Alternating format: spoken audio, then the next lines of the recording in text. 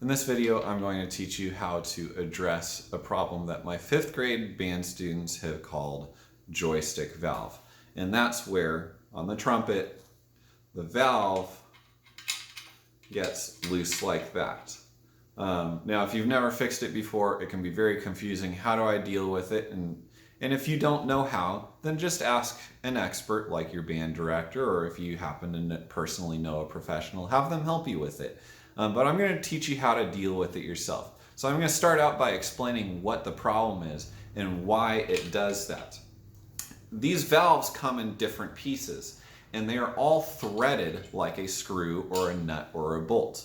They have these threadings that hold them inside.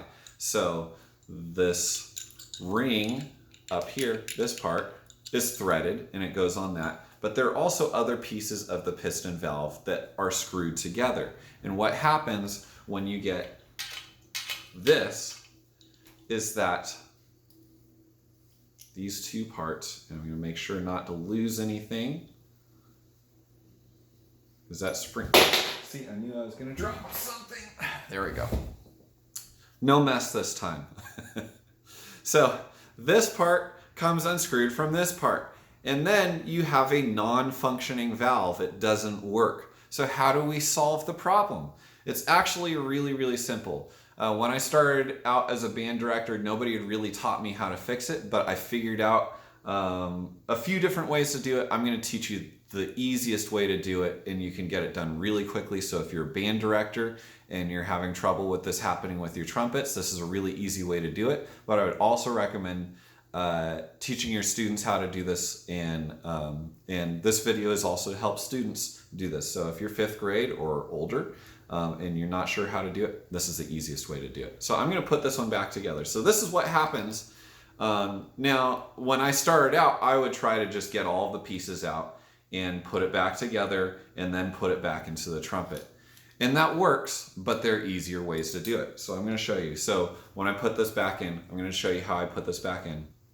So you can see up here, most trumpets will have this little notch in here. Different valves are constructed different way. This is a 1970 something old Ambassador trumpet.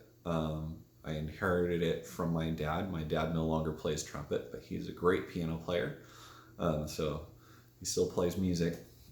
And we're going to put this back in.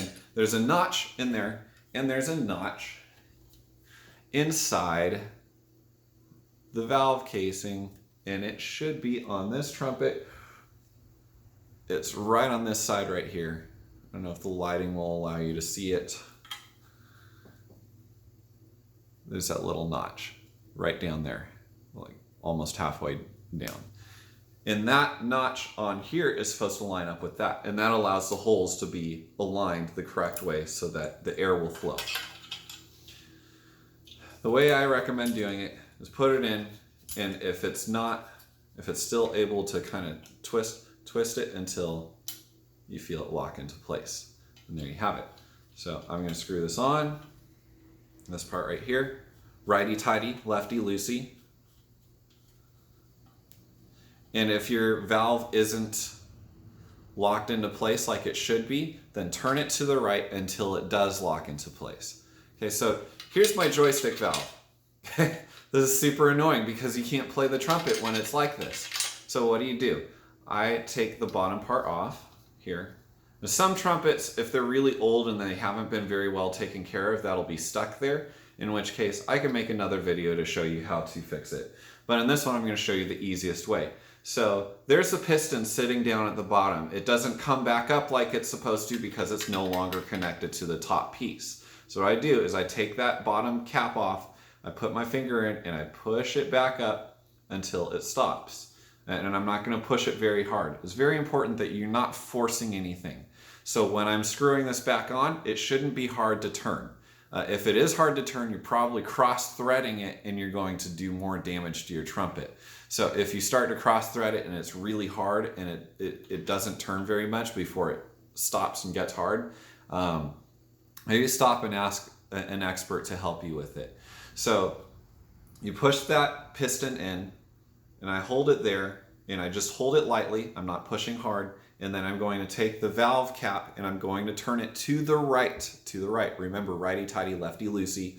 We're going to turn it to the right, and you should feel it threading in. You should feel this part start to go in farther this way. So now I can feel it threading in. I do it with a very light touch. You can see I don't have to work very hard. I keep holding that in there. And then now it's stopped. And now I have a working valve again. So now I can put the bottom part on.